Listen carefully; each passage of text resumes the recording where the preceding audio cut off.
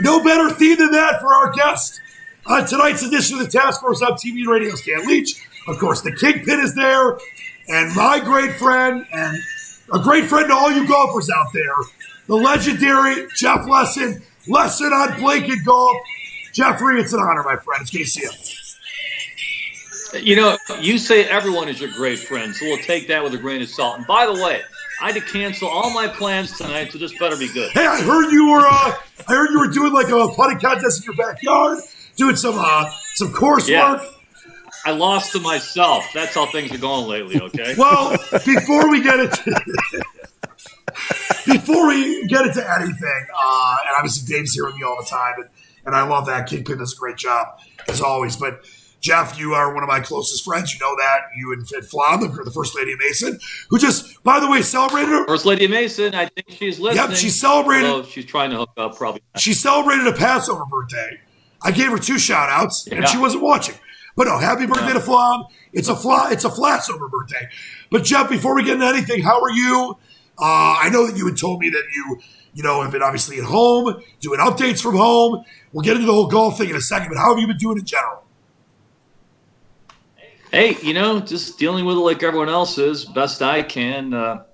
Waiting for the governor to say, hey, it's okay to play golf. That would mean it's okay to do a show called Lesson on Golf, which is also being quarantined because I can't advocate we do something illegal. You know what I mean? Yeah, that's golf right now in the state of Michigan is illegal. That's smart. So it's smart. Got to comply with the law. Well, whether you agree or disagree. And we're going to talk about that. We got a lot of golf fun to have, and some Masters fun that would have been going on right now. Round 2 would have just completed about 5 minutes ago. By the way, Taylor Phillips in the chat, Brian Boggs saying cheers, Big Squatch, checking in, hope all is well. It is. It's great to have everyone involved. If you have questions for JLS, please ask them in the chat. And Dave, obviously a huge golfer. The three of us, and Jeff, Dave's brother, Jeff Rieger, and Bogie, and so many have golfed so many times. You, Jeff, so kindly have taken us to some of the greatest courses in Michigan, up north, in Vegas, etc. But I want to know where you're at as the governor yesterday. I know it's caused some controversy, but the governor, Gretchen Whitmer, her name is Gretchen Whitmer, by the way, not that woman from Michigan. And she came out with the extended stay at home and basically emphasized again, no landscaping, no golf for now. I want to get your thoughts on that, and then Dave and I will tell you what we think. All right. Well, first of all, I want to begin by saying I understand both sides, okay? I do. Obviously, I work with the golf industry. Half the courses in the States are partners on my show. I feel their pain. Golf is over a $4 billion industry. It's crazy. And it creates thousands of jobs. But, you know, it's the optics of it that might not look good for the governor if they allow golf like, I don't know, Indiana and Ohio and 38 other states do. By the way, before I go on my rant, let me just say, I believe the state of Michigan right now today, what is it, April 10th, 2020, correct, is the only state in the union where you're allowed to legally buy recreational marijuana, but it's illegal to play recreational golf. So, you know, that's kind of where we're at right now. And I understand. Look, if people abide by the rules, golfers abide by the rules, you know, like in Ohio, they set them out 20 minutes of time, twosomes only, walking only, no touching the pins. They foam in the cups so the balls will go in the hole, no rakes in the bunkers. They pay digitally ahead of time, so they don't even go in the pro shop.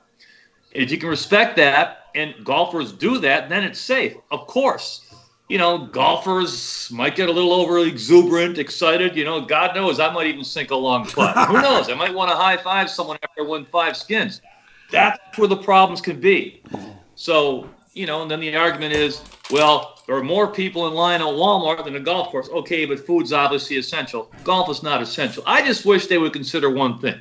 Essential businesses have to go on through this regardless. But the second contingency should be businesses that are safe.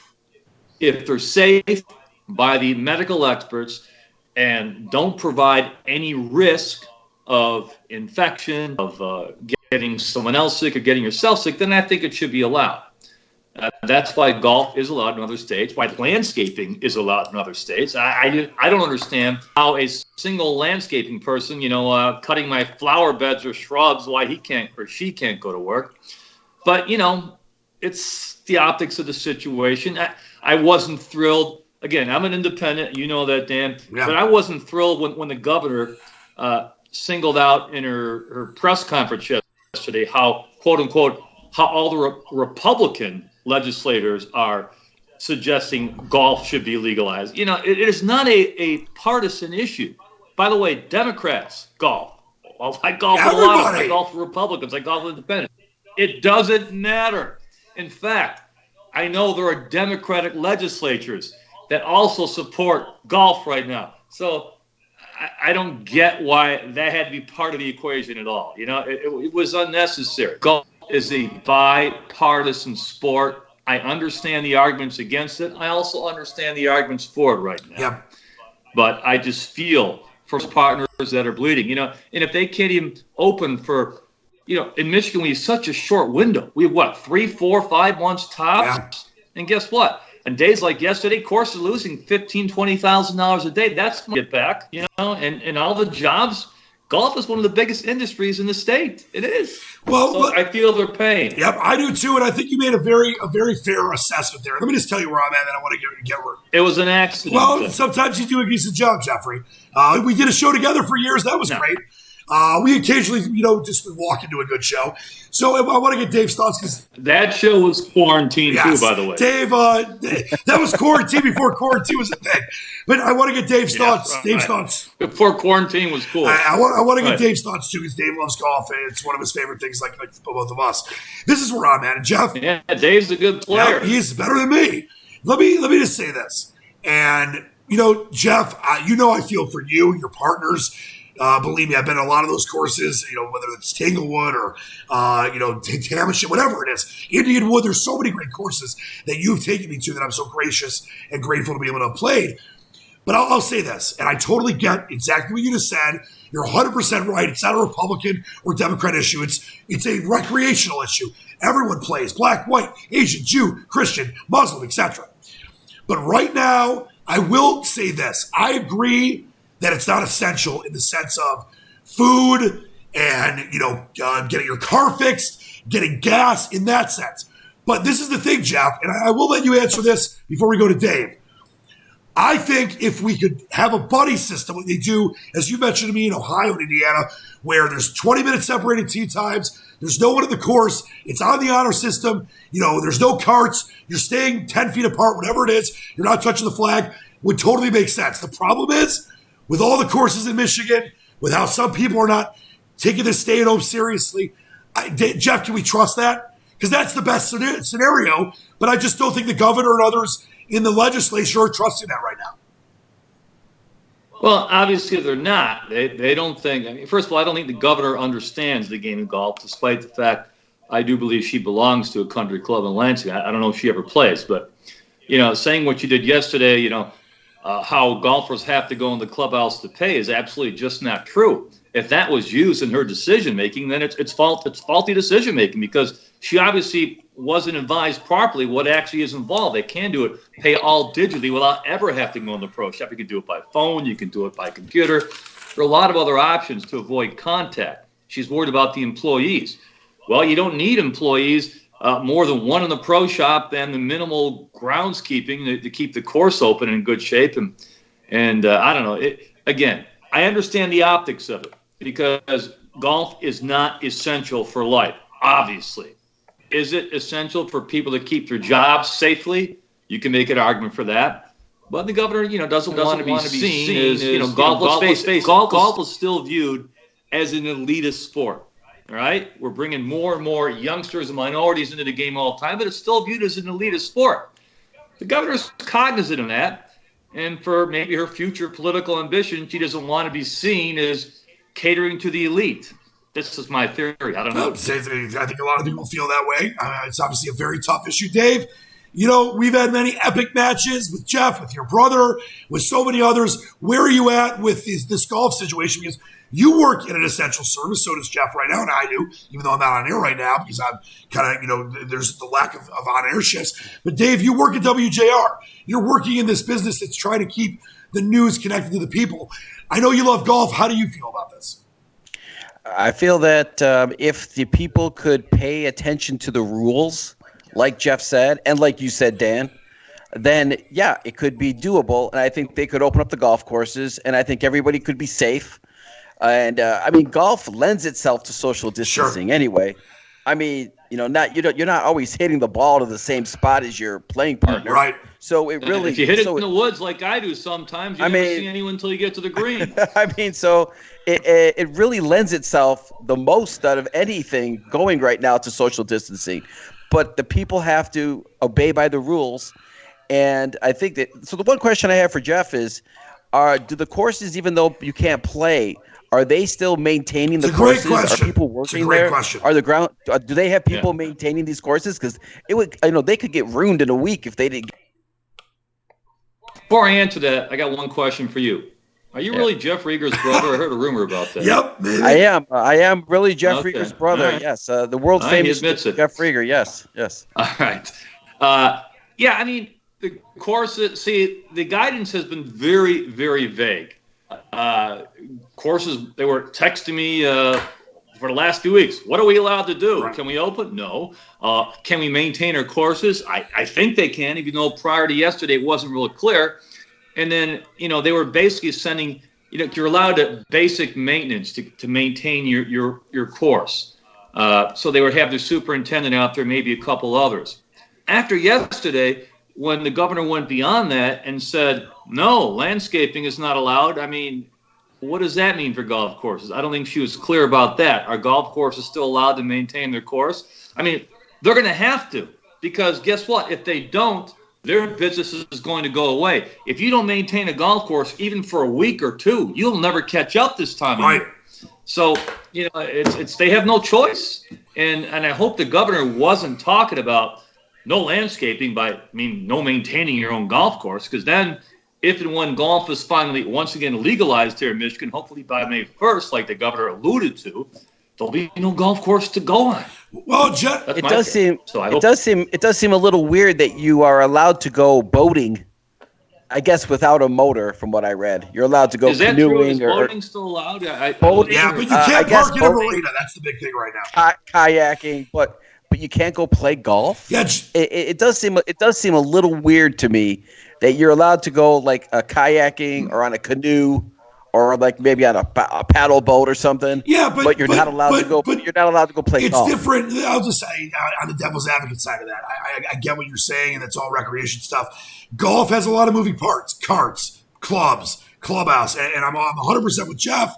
We talked about this yesterday, you and I, Les, about doing it on the phone, not having a person in the clubhouse, honor system. But obviously that's not where we're at right now. Canoeing and boating, if you're doing it with just your family like you're supposed to, and you don't park in a marina, which you're not allowed to, that's a different scenario.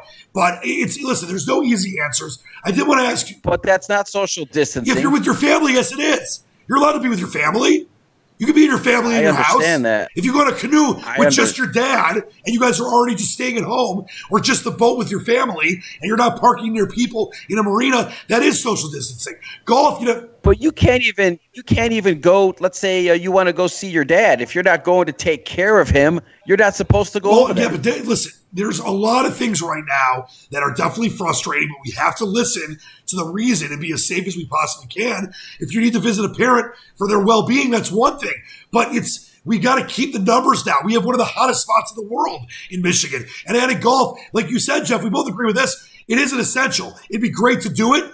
It's worth saving lives. It'll come back. And I did want to ask you this, Jeff. You're the longest running host of a golf show in North America. That's incredible. What is it? That just means I'm old, by the way. You look younger than me. How many years now? 25? 24. 25. If we ever get started, this is my 24th season of Lesson on Golf. It's going to get started, but I want to talk about Lesson on Golf. It's an incredible show you've started. You help so many people get out there and spend time in normal times, obviously, to play golf and get great deals. This has obviously got to be hurting Lesson on Golf, but I know you're working so hard, staying in touch with the courses, doing whatever you can to, when it does come back, help people get out there for good deals to save money and golf as much as they can.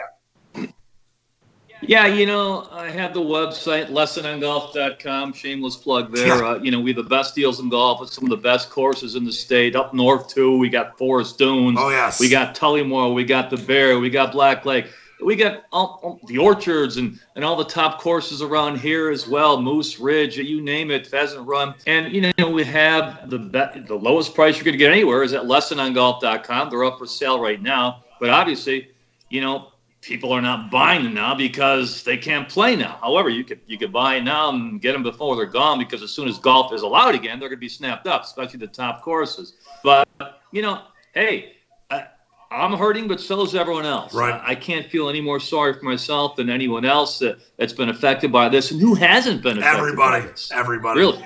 Well, you'll be back better than ever, and I can't wait for the three of us to get out there with Kenny Callis flying 50s, the club throwing by Jeff Rieger. No, it's your and Rieger's flying 50s he keeps referring to. Well, right, but he loves... That was why he retired. You and Rieger had too many flying 50s going around and betting every shot. Can't wait to... That'd be Jeff Rieger. We've had some epic battles, the three of us, the four of us. He hasn't played since... I know, he gave it up. He had to go to retirement. Let's have some fun with this, though, and think of brighter days ahead and talk about... This is our task force top three for the night. Our favorite top three Michigan courses. Jeff, you're the expert. You're the legend. We'll start with you. That's tough. Very tough. Especially it's about 50 clients throughout the state. I would say in the entire state of Michigan. Yep. And listen, before you go, Jeff, you have a lot of great clients. So it's not like you're leaving anyone out. But listen, it's okay to give praise to some courses. So you're not leaving any of your great clients out, which I've obviously played at many of them with you. Well, I have a lot of personal favorites. The Heather up at Boyne Highlands, the Bear, Grand Traverse, Tullymore. But I would say number one in the state. Again, we're talking about courses that are open for public play. I only played it once, is when it first opened back in 1999 or 2000. That'd be Arcadia Bluff. Haven't done it back since. I've never played. Most recreational golf. And by the way, they are not a client of mine. But they're right on the shores of Lake Michigan, a Warren Henderson and Rick Smith design. And they got another course now I haven't seen yet. But most people consider that the top public course you can play in the state. Then there are others that like a Forest Dunes, a Tullymore, a Bear, Bay Harbor. There's so many great courses. Black Lake. They call Northern Michigan the summer golf capital of the world for a reason. Yep. Around these parts, there's a place called the Orchards in Washington Township. That's on lessonongolf.com. My dad had his 70th birthday. As good as any public golf course. You set up a nice thing for my dad's 70th. That's right. That's great. That's the Doc right. Leach Invitation. And then on the west side, Moose Ridge and Southline, the Majestic. There's so much great upscale public golf now, and people don't realize how great a deal golf is in this state until they go elsewhere. Yep. Go try to play a course like any as I just mentioned with that kind of quality in the state of Arizona or California or Florida. You're going to find them 2 or 3 times as much. And that's even before you go to lessonongolf.com and get a big discount on that. Shameless plug. It's the summer golf capital of the world for many reasons. All right, Dave Rieger. I'm ready to hear your guys' top courses. Dave Rieger, top 3 favorite Michigan courses. So I guess I misunderstood. So these had to be public courses. No, I have a private course. I didn't say that. I didn't say that. Just my list. You can do whatever you want. Because I haven't played every private course. Right. As far as by the way, Dave, really quick, JFK has entered the chat. Our good friend Jimmy Cat. So welcome to JFK. Hello to JFK. James Kennedy. Yep, James Kennedy the third. I would say that going up north, I really like going to Treetops, and I love that par 3 course that they have up there, which is a lot of fun to play. I really enjoy that. As Jeff mentioned, I really like playing the Bear. I think it's very challenging, and it's a lot of fun. But I like the best course that I ever played was Oakland Hills, the South Course, which I know is going to get. I guess they're having time. I guess they can have all the time now to shut it down and get it ready for their next major that they're trying to get. So those. Who knows how it's going to look after that? They're making a lot of changes at Oakland Hills. Yeah. So that was and that round of golf I did play with Ken Cal and Paul Gross from Channel 4 and a member. Oh, Paul Gross, he's a great golfer. He averages like $120. And I played well that day too, so it's a lot of fun. Great list. Well, let me ask you this. Can I ask Mr. Rieger a question? Sure, of course you can, my friend. Dave, now you say Oakland Hills South, I'm assuming, is your favorite course in the state. Yeah. Let's say you didn't know it hosted, 18 major championships or whatever it is. Let's say you didn't know it was the course that Ben Hogan made his famous comment, how he brought this monster to its knees. If you remove the history from the equation and just judge based on the golf course itself, would you still say the same thing, that it's your favorite course in the state? I would say yes. I would say just because of the fact, and the reason why is because taking away all the history behind it, the way that they have it set up with the greens being so difficult, and the way that you have to, everything's elevated, and the way that you have to hit your ball high and have it land soft, otherwise you're nowhere near the hole. It was just a great challenge, and it's not necessarily like, great views like you would get at Bay Harbor or that up north feel, because there's nothing like that up north feel. Yeah. But there's no greens that I ever played on that were that challenging. And now I haven't played as much around the state as you have or as Dan has, but it also might have helped that I played really good that day. So that probably did. So that might have played into it. Well, for me, what about the old course at Indywood? That old course at Indywood was one of my favorites. So it is fun. Yes, spectacular. I have played it. I played it with you, and it is fun. I think both. My brother, by the way, does not like the new course. He says that course eats him up every time. Well, before we get into mine, you have to get the ball in the air. Before we get into mine, let's talk about probably the most legendary day that new course has ever seen since it opened in the 90s. Jeff Lesson, how about that $1,400 match? Heads up match play, me and Jeff Rieger. The picture's on my Twitter if you want to see it, at DailyChatty71. I owed him, we kept going double or nothing. Me and Jeff get out of hand. Yeah. If I lost, I owed him $1,400. If I won, he had to rip the check up and post it on Twitter. Jeff, you were there. We did hole by hole. Was I? Yes, Dave was there. Your memories on that great day before I give my top three courses. What I remember, first of all, is that check bounced more times than a rubber ball did. It never had to go through. I won. And, yeah, exactly. And then it was, the typical Leach and Jeff Rieger going back and forth. When you guys bet some money, you guys aren't always the best of friends out there, if you know what I mean. Jeff, can be a real ass monster. There's a little vitriol going back and forth that day, from what I remember. And if I remember, it was Dave, it was 16, I was 1 up with 3 to go, and it was that elevated green or elevated landing area off the tee shot. I banged my tee shot 250, landed perfectly. Jeff had issues. It was over. And he was frustrated as hell, Dave. I remember it being kind of a hot day that day. It was hot. It was hot. And I also remember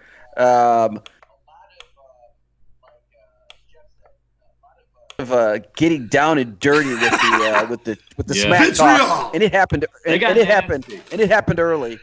But I do remember that you did write the check. Was it a University of Michigan check, if I remember correctly? It was a University of Michigan check. And that was not quite on the level of Jeff having to owe me all the Jersey Mike subs that he had to at one time. That was like cold hard cash. About your brother Jeff. Yeah, Jeff. Yeah, not Jeff Lesson, but my brother Jeff Rieger. Yeah, that was. I don't know. I don't actually know if I've ever had a bet with Jeff Lesson on a golf course. Probably not. That we played together. We played teams before. I know you've had bets on teams, but not heads up. Yeah. Back in the day when Jeff used to come we used to go on the same golf trip. We used to play these kind of games with the group, and we had some betting. And we also had a great matchup at, was it Lakeshore? The Gales of Lakewood Shores. The Lakewood best Shores. Scottish course in Michigan. Yes. Beautiful. Yeah. I remember you and I were out there in some pretty bad weather playing. That was a lot of fun. All right, so here's my top three, and it's very tough to do this. And I do, as far as the private course goes, the Oakland Hill South Day, Jay Les, it was me, you, our boss, Jimmy Powers, and a member walking the course. That was incredible. We had a lot of action on that day. But Tullymore for sure. I ate it up when we went up there those few times. It was incredible. Tullamore not private. No. I'm talking about my top 3. I said the one private course I had is Oakland Hills. Oh, but so you're including public and private. I get it. But I'm leading. My top 3 are these. I just want to say Oakland Hills South was incredible. I love the North too. But our good friend Jason Scott, the afternoon anchor on WWJ, drove up a couple times just to play with us, then drove back to Tullamore. I loved that place.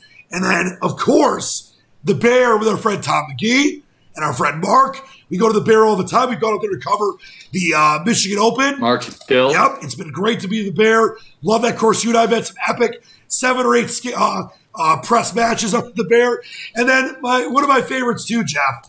Epic. We had a lot of presses. In the by the way, JFK says Duma Gloss. I'm with Toski's number 1 for him. This went viral. You filmed it when I took my shirt, shoes, and clothes off at Bay Harbor Quarry to go for eagle. I just lost it out of the my mind years later. Bay Harbor, it's like Pebble Beach. It was sick. So there you go. And listen, we played Jeff Indianwood. You mentioned New and Old, Tanglewood. I'm forgetting what's the one in that our friend Joe used to work at. Meadowbrook.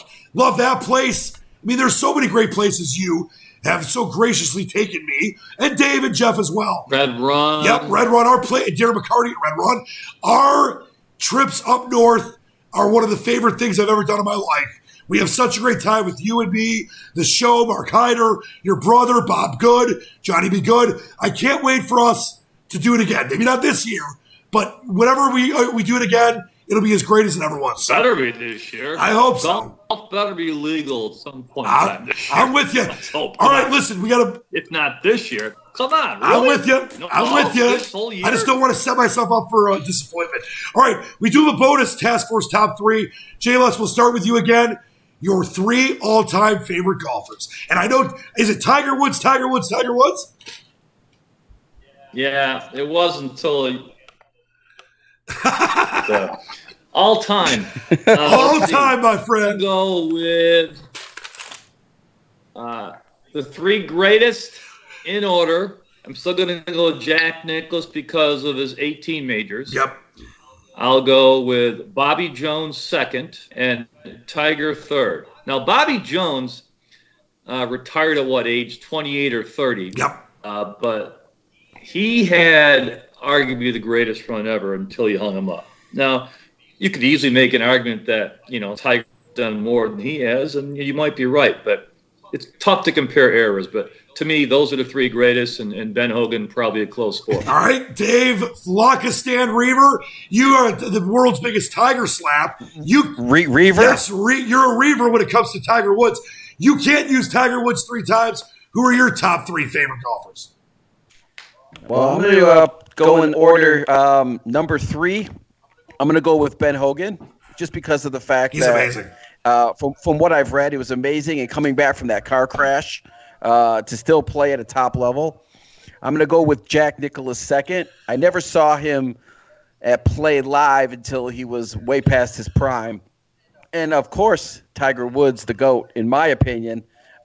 Never that decade-long run of dominance, I don't think we'll ever see it again in golf. Not that Jack wasn't dominant in his time, and not that Bobby Jones wasn't dominant or Ben Hogan, but I've never seen anything like that in almost any sport, to be honest. It was just incredible to watch. And last year, him winning at Augusta was just one of the – and even the Tour Championship the year before, it's just incredible. Yep, he's top 2 ever in my opinion. But for me, my 3 favorite, I'll start with my man that was a big part of the Rocket Mortgage Classic last year. You guys both know I love this guy. I picked him to win all the majors. He's the best. Nate Lashley? Yes, he's the best to ever not win a major right now. I think Kutcher in that list as well. But I'll go Ricky Fowler, number 3. Number 2. What? No, this is not best golfers ever, Jeff. Favorite golfers. Number 2, yes, okay. You did the top 3, that's fine. I said your favorite golfers. Okay. But for me, Fowler, you did a great job, though. For me. It's like Ricky Fowler, what? Ricky Fowler's great. But I love him. He did a lot to bring the Rocket Mortgage. I got paid a lot to be here. But I love Ricky Fowler. His great colors, his attitude, his energy. Got a chance to talk with him for a while at the Rocket. Love him. Number 2 is lefty. I love Phil Mickelson. He's the best. Multiple majors. He'll finally get that U.S. Open someday. But I love Phil. And number 1 is in my... Oh, can we please put a bet on that? Sure. He's probably not going to get any more than he should have. What does he finish second? 5 times? 6 times in second? Can we please put a bet on that? Maybe Tiger. That's guaranteed money for me. Maybe Tiger Woods, guys. And then number 1, and listen, Jeff, I want to bring this up because Dave and I had a little argument about this before the show, and I'm going to make my case here, and then you let me know what you think. I think the greatest golfer of all time, with all due respect to Tiger Woods, who is incredible, greatest modern golfer, is Jack Nicholson. Nicholson's the greatest actor. Jack Nicklaus is the Golden Bear is the greatest golfer ever. And I said this to Dave. If they played 10 times with old equipment, I think Jack wins at least 6. If they played with new equipment, who knows? But if Tiger had to play with old equipment against Jack in his prime, I think Jack wins 6 of 10. Where do you think that would have happened? What do you think would have happened with those two? Well, first of all, there's always a recency bias. Sure. The Woods. Great. For like a lot of the millennials that never really saw Michael Jordan play in his prime, they're going to think LeBron was the best. Right. I'm a little bit older than Dave. Maybe I got to see a little more Jack Nicklaus than he did. But there's a recency bias there. But you got to remember, when you're talking about the equipment, my good friend Dan Pohl, who actually designed the Polecat, which is another great public course, and he's the head pro. He was on the Ryder Cup team. That's in Mount Pleasant. He was on the Ryder Cup team. He led the PGA Tour in driving distance in 1982, hitting persimmon. You know what his average drive was that year, leading the tour? Take a guess. Take a guess. I'm going to say 232. No, 276. Okay. But right now, 276 wouldn't even put you in the top.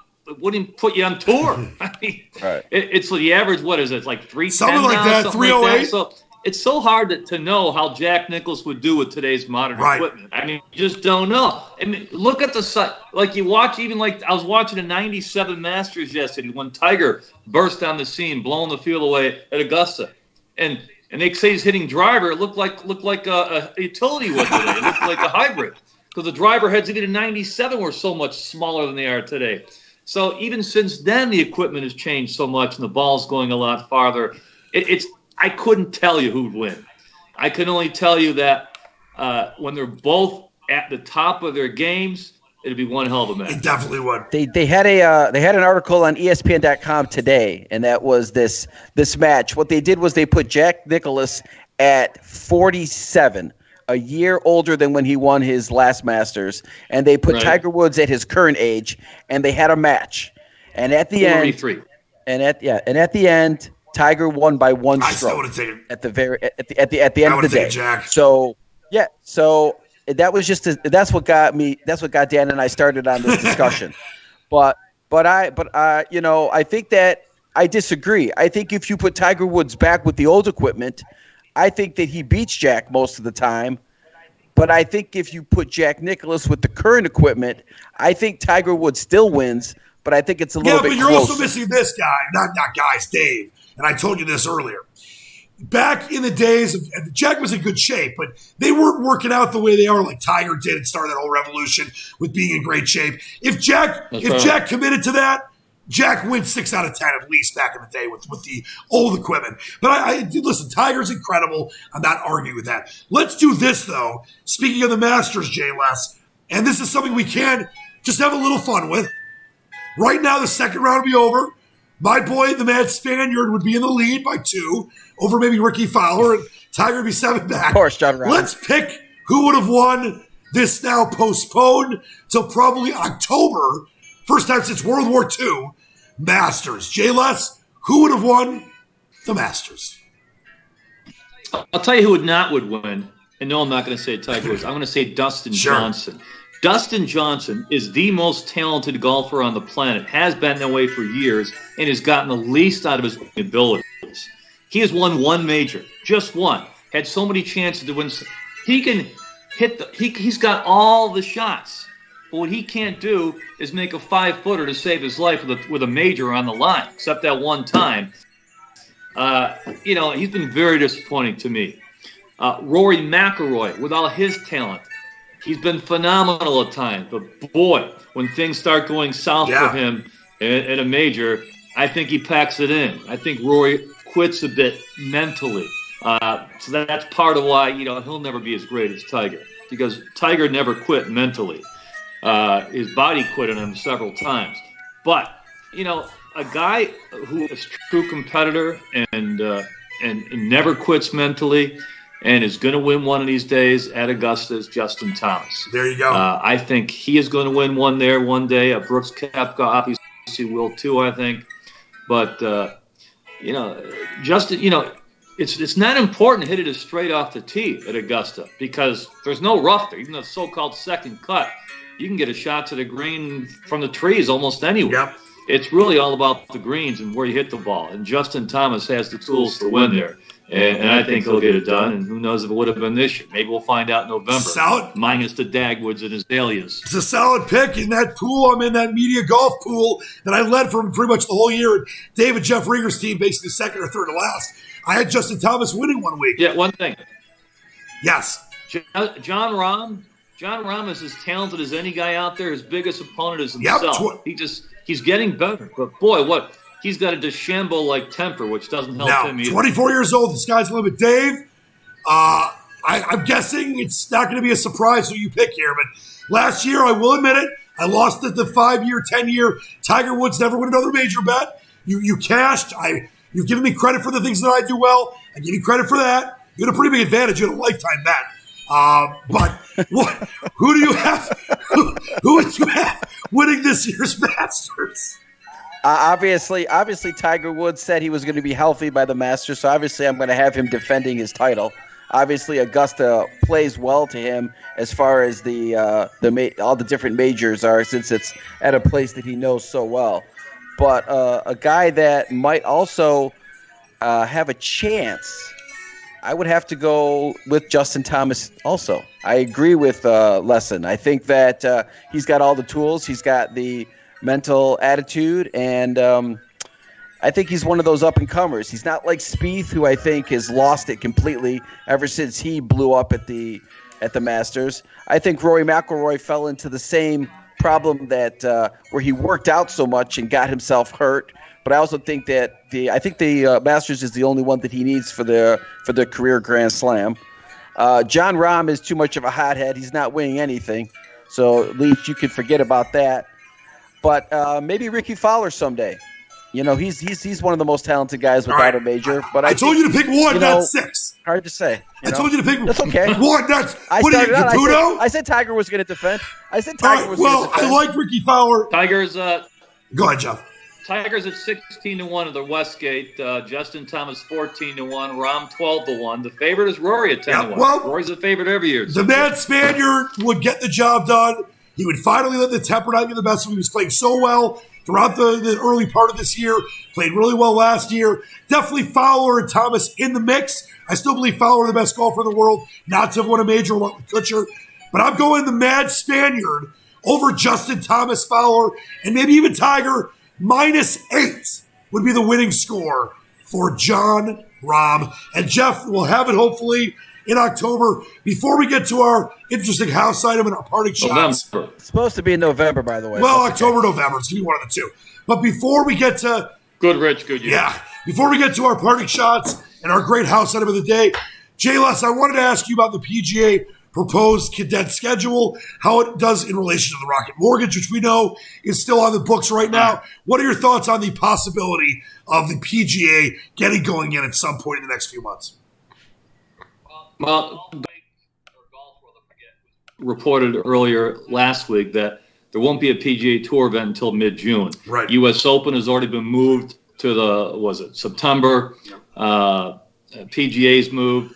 So you already had a bunch of tournaments postponed. The Rocket Mortgage Classic is not going to happen in its current late May date. There's no way that's going to happen. I mean, they already canceled the Open Championship 2 months later. Right. So really going to have a tournament in May? I don't think so. The reason why it hasn't been postponed and or canceled as of yet is they're hoping to get one of 3 vacant dates. Those vacant dates would be the original U.S. Open date, Father's Day weekend, the vacated Olympic dates, and there's one more that I'm missing, but there were 3 of them that are available. Unfortunately, there's a bunch of other already postponed tournaments that are interested in those dates too. JLS was the other one, the PGA Championship day, right?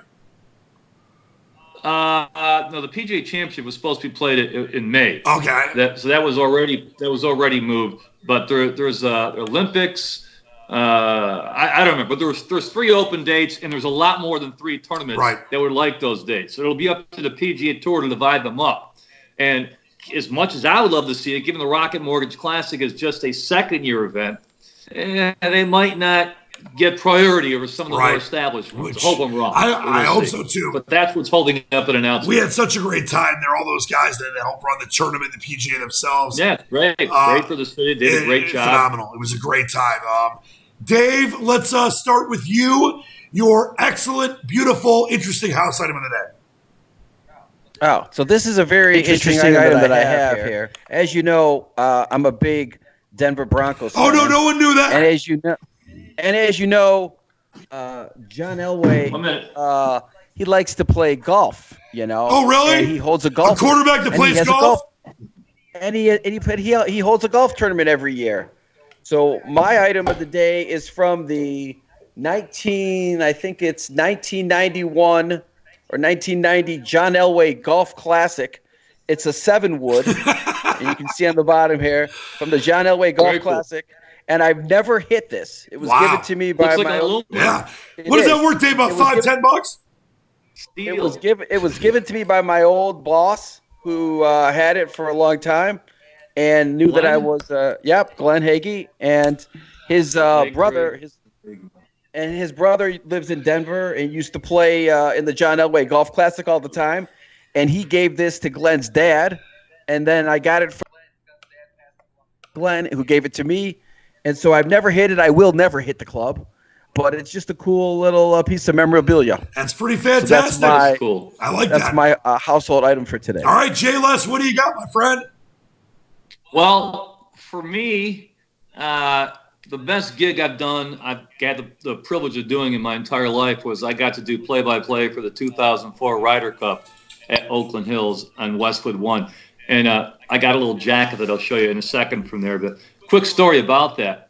I was in the 18th tower, so excited, saying, oh, my God, I got the best seat for all this competition, and I'm going to see all these groups playing 18 green in the South Course at Oakland Hills.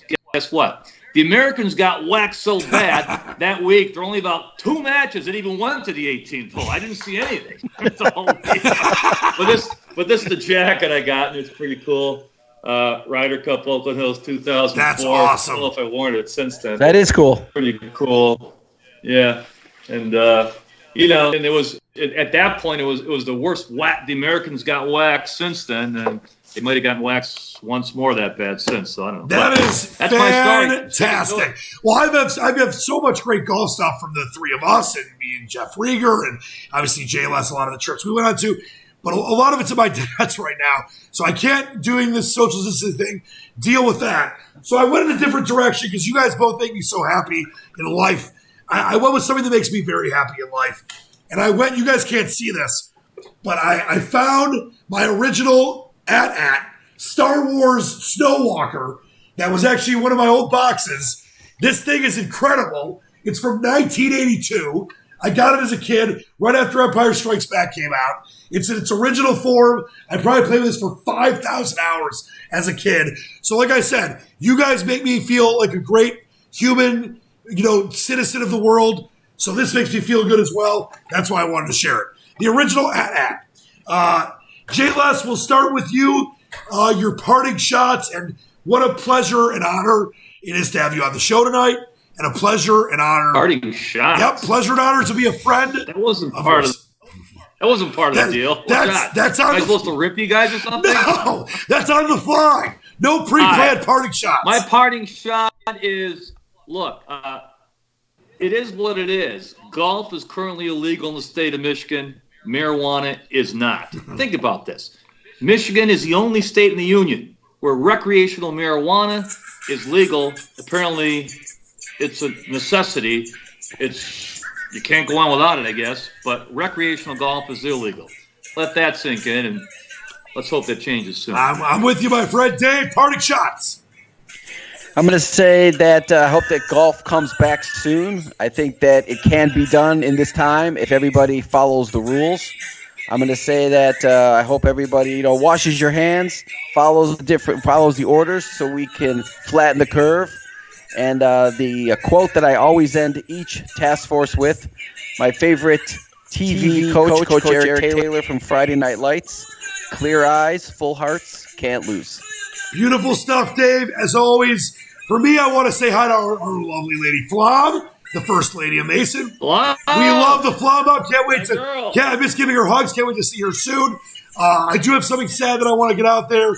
We got this great fantasy league I've been in, the UFFL, for 30 plus years. It's been around.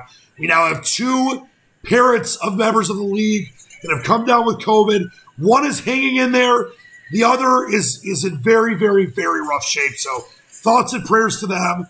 Hope they can pull through, but just sending all the love we can. And it just goes to having guys like you and Dave in my life, how much you mean to me, how much you mean to so many people. Jeff, the things you do to let people enjoy great rounds of golf and spend time with family and friends, what you've done for people like Dave and I, bringing us to all those amazing times on the course.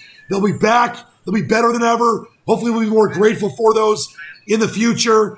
And just like what you guys said, wash your hands, stay safe, be there for each other, check in on your friends, and know life is a beautiful thing. We shall get through this. It's like England in World War II. Keep calm and carry on. We will get through.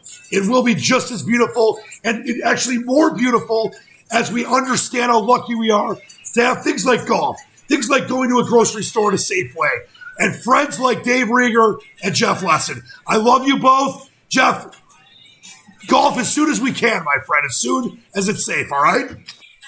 See you, bro. Thanks for having me on. Hey, love you. Thanks. Good to see you. Hit him straight. Good to see you, Jeff. Thanks for coming on. Until next time, follow Jeff, by the way, at Jeff Lesson on Twitter, and of course, Lesson on Golf, longest running golf show in North America. It doesn't get any better. I'm Dan Leach. Have a great day. Dylan, Jimmy Cat, Brian, Taylor, everyone in the chat, we love you. We'll see you next time. Peace and love. Till next time, believe in the dream. Task Force out.